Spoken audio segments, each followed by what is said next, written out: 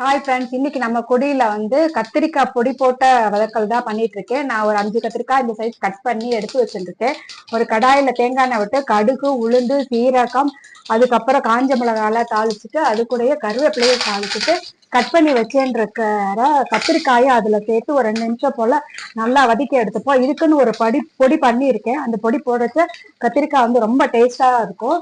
இது நல்லா ஒரு 2-3 நிமிஷம் போல வதங்கட்டும்.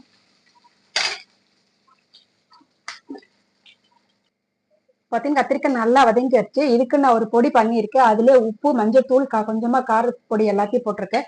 இந்த கத்திரிக்காய் பொடி போட்டு பண்ணும்போது ரொம்பவே டேஸ்டா இருக்கு சாப்பிட்றதுக்கு. இதை நல்லா அப்படியே வதக்கி எடுத்துக்கலாம். பாத்தீங்கன்னா கத்திரிக்காய் பொடி போட்ட வதக்கல் ரெடி ஆச்சு. சாம்பார் சாதம், ரசம் சாதம், கலந்த சாதம் சாப்பிட்றதுக்கு ரொம்பவே நல்லா இருக்கும். இந்த பொடி தான் இதுக்கான டேஸ்டே கொடுக்கும். உங்களுக்கு இந்த வீடியோ பிடிச்சிருந்தா மறக்காம லைக் பண்ணுங்க, ஷேர் பண்ணுங்க, சப்ஸ்கிரைப்